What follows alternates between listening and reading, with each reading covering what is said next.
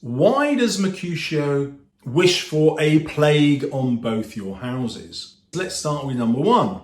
The play is a tragedy, and in a tragedy, fate works against the hero. And we can see that played out with the death of Mercutio. Mercutio is only killed because Romeo is trying to save him from the fight with Tybalt.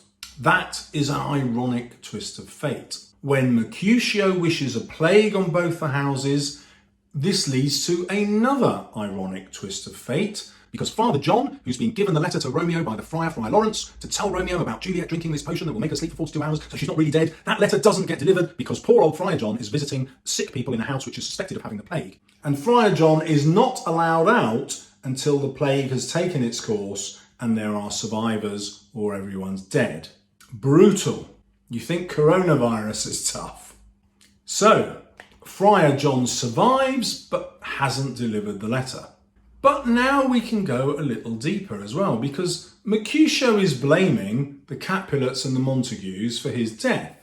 Well, is that reasonable? Tybalt arrived to challenge Romeo. Romeo refuses to fight. Because of the etiquette of duelling, the rules of being a gentleman, Tybalt cannot fight Romeo if Romeo doesn't accept the challenge. So Tybalt is angry, but he's just going to have to go home. Mercutio intervenes and deliberately picks a fight with Tybalt. And so that fight is entirely Mercutio's fault.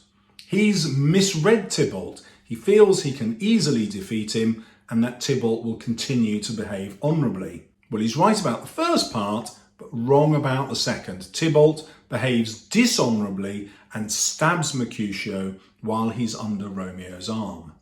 Shakespeare doesn't portray this just as Mercutio's character flaw. This idea of blaming the universe or society or other people for your own faults is something that Romeo shares. So, when he makes the conscious decision to kill Tybalt himself, his reasoning is that he has to show Valor's steel, in other words, bravery, because Juliet's beauty has made him effeminate.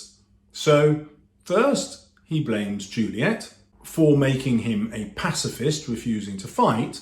Then when he does fight and kills Tybalt, he says, "Oh, I am Fortune's fool." And the audience says, "No, you're not. You did this deliberately, you stupid young man. This is your fault. Stop blaming everybody else." Romeo doesn't. He needs to see himself as the tragic hero, as being done to rather than causing his own misfortune. And actually, if you look at every single action in the play, which begins with him gate crashing the Capulet party that he shouldn't have done in the first place, everything is his fault. Like, there's nothing that happens to him by accident. Oh, I found out that this girl that I've just met, who I'm apparently in love with, is a Capulet. What shall I do? Oh, I'll break into her garden and profess undying love to her, and then she'll maybe have sex with me. No, she doesn't have sex with me. She asks if I will marry her. Well, yes, all right, I'll marry her, without my parents' permission and without her parents' permission. What could go wrong? Idiot. So Shakespeare's point is, it's the young men in society who are wrong. And why are they wrong? Because they are created that way by society itself. If society values men so highly, gives them so much freedom, arms them, and then lets them loose in the world, violence is bound to happen. Stupid things are going to be done. And these young men will not think about the consequences until it's too late. The antidote to that is Benvolio. You should check out my video on him because he represents the adult view in the teenage body. Shakespeare portrays Benvolio as the role model, but Romeo, Mercutio and Tybalt as the more common reality. It's the men's fault.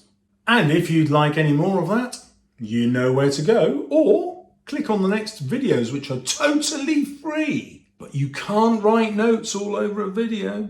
Know what I mean?